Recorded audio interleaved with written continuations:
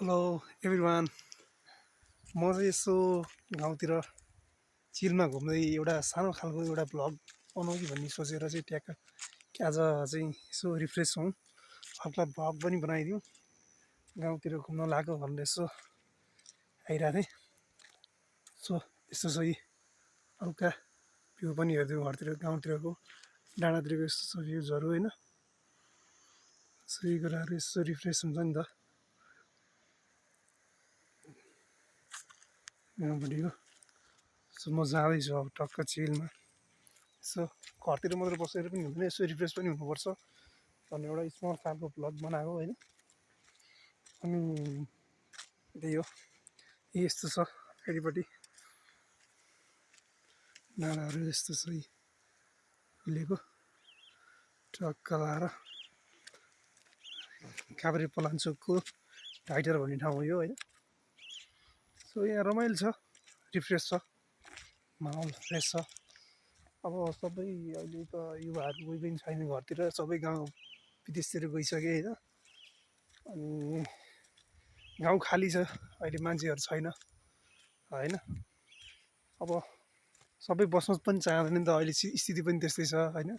सबै बस्नुपर्छ भन्ने पनि एउटा चाहिँ त्यो खालको ऊ छैन। सबैले अब धेरै कुराहरू एक्सप्लोर गर्नुपर्छ लाइफमा, त्यही भएर यहाँ बसेर मात्रै पनि हुँदैन। तर यो एउटा पिस ठाउँ हो होइन, यो पिस ठाउँ हो, जन्मेर हुर्केको ठाउँ हो, यो राम्रो ठाउँ हो, पिसफुल ठाउँ हो, पिसफुल ठाउँ हो एउटा होइन। यस्तो वनजङ्गल छ, फ्रेस छ होइन। लाइफमा चाहिँ धेरै कुराहरू मैले यही ठाउँमा चाहिँ देखेर हुर्केर हिँडेको ठाउँ हो होइन। अनि मलाई यो थट चाहिँ माइन्डमा कहाँबाट आयो भने, अब यो घरमा यत्तिकै बस्नुभन्दा बरु एउटा केही खालको भिडियो बनाउने होइन, कन्टेन्ट क्रिएट गरेपछि आफूलाई सजिलो हुन्छ। अनि पछाडि अब लाइफमा चाहिँ टाइम पास जस्तो नहोस्, लाइक केही कुराहरू सिकियोस्, मन गर्न पाइयोस् भन्ने हिसाबले मैले यो कन्टेन्ट चाहिँ स्टार्ट गरेँ हुँ। अनि छ धेरै कुराहरू छ यो कन्टेन्टबाट सिक्नुपर्ने कुराहरू लाइफमा चाहिँ। यहाँ यतापट्टि पनि छन् भ्यू, अझै यही बवाल छ यतापट्टिको भ्यू, टक्क लाएर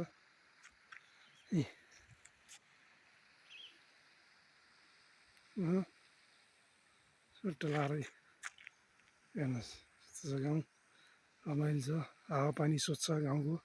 बस्नु रमाइलो भनेको खासमा चाहिँ गाउँमा नै हो कि, खासमा बस्नु रमाइलो गाउँमा हो।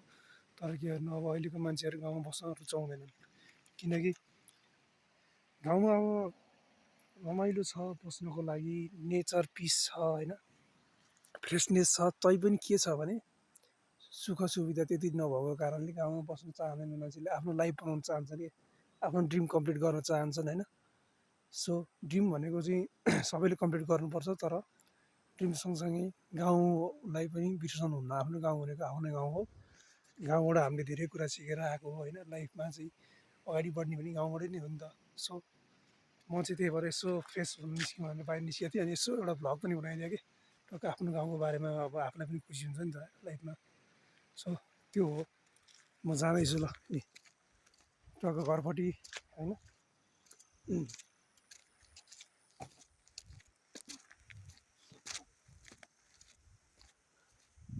मान्छेहरूले जति जेसुकै भने पनि आफ्नो कामलाई गर्न छाड्नुहुन्न कि होइन।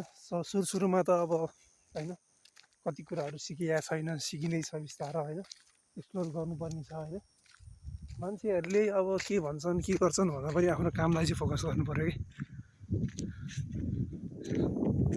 कामलाई फोकस गर्नु पऱ्यो। अनि अरू भनेको कुराहरू सबै हुँदै जान्छ बिस्तारो लाइफमा। सो ठिक छ, फ्रेस हुने हो कि, घरभित्रै बसेर पनि माइन्डमा चाहिँ अनेक खालको थटहरू आइरहेको हुन्छ, त्यो गर्नुभन्दा बरु बाहिरतिर गयो, यसो फ्रेस भयो आयो होइन, आफ्नो कामहरू सुरु गर्यो, के गर्न चाहेको हो त्यो कुराहरू चाहिँ गर्नुपर्छ क्या। सो धेरै कुराहरू छ लाइफमा गर्नुपर्ने। अब सबैले सोचेको जस्तो सबैको लाइफ हुँदैन होइन। सो लाइफमा चाहिँ हामीले धेरै कुराहरू सेक्रिफाइस पनि गर्नुपर्छ कि, के गर्नको लागि। ब्लग चाहिँ ठिक छ नि।